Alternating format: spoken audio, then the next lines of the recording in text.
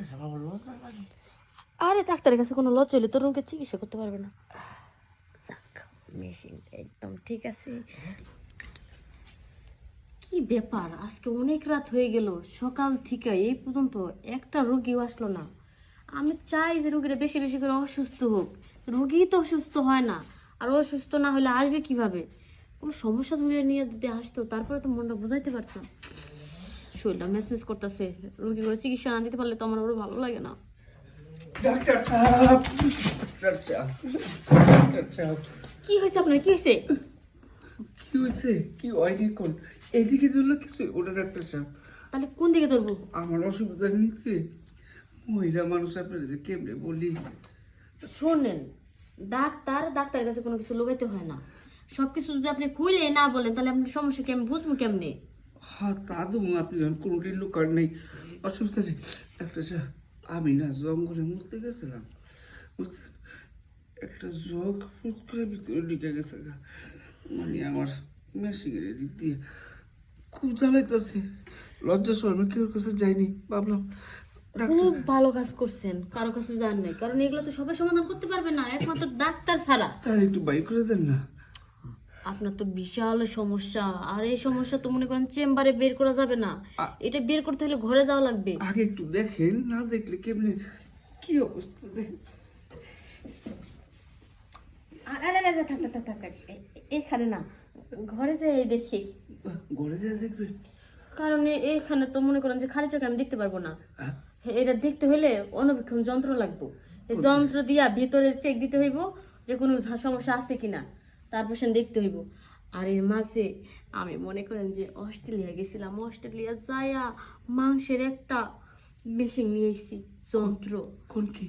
হ্যাঁ, এই যন্ত্র দিয়ে আপনার এই সমস্যাটা শুধু চেক দেওয়া লাগবে, তাছাড়া কিচ্ছু হইব না। কিন্তু তাড়াতাড়ি বাইর করতে হবে, ডাক্তার খুব জ্বলতেছে। খুব জ্বলতেছে? আমারও জ্বরতেছে, আন যাই। জ্বলতেছে?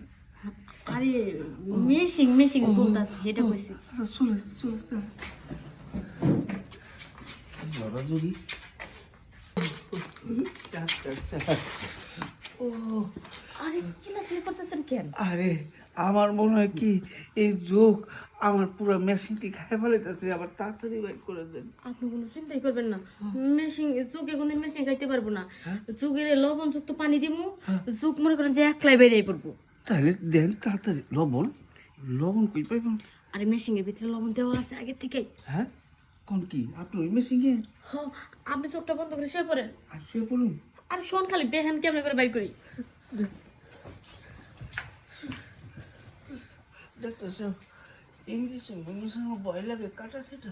আরে এটা তো মাংসের ইঞ্জেকশন, এটাতে ভয় পাবেন না, এটা নরম।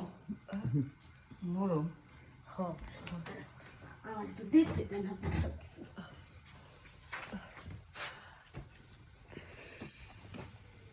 ডাক্তার সাহেব আমার লজ্জা লাগে। আরে ডাক্তারের কাছে কোনো লজ্জা হলে তোর রোগের চিকিৎসা করতে পারবে না। যাক, মেশিন একদম ঠিক আছে, যুক্ত ধরে নাই, 20 একটা কামড় দিছে। মেশিনটা কই দেখতেছি না তো। আরে মেশিন নিয়ে চিন্তা করবেন না, মেশিন ছোট আছে না, এই দেন মেশিনের ভিতরে ঢোকার পরে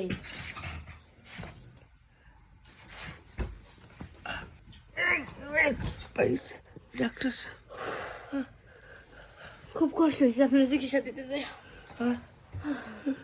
আমার পয়লা কষ্ট লাগছে, কিন্তু পরবর্তী ভালো লাগতেছে।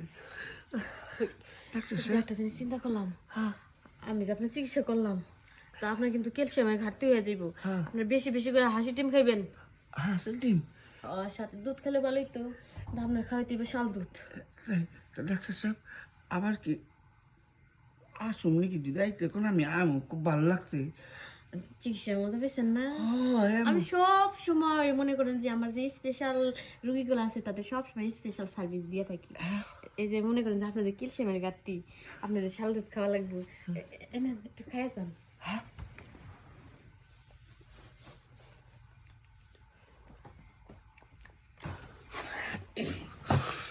ডাক্তার সাহেব, কি শক্তি তো বাইরে গেল গা? শরীর চাঙ্গ হয়ে গেছে না? শরীর ফুলপড়া, মানে যতটুকু জ্বরছে তার চেয়ে বেশি ভরছে। হ্যাঁ, এই বড়াতে যখন আবার একটু করতে মন চাইতেছে। আবার সমস্যা নাই, এত না আমি উপর ছিলাম এখন আপনি আমার উপরে ঠিক আছে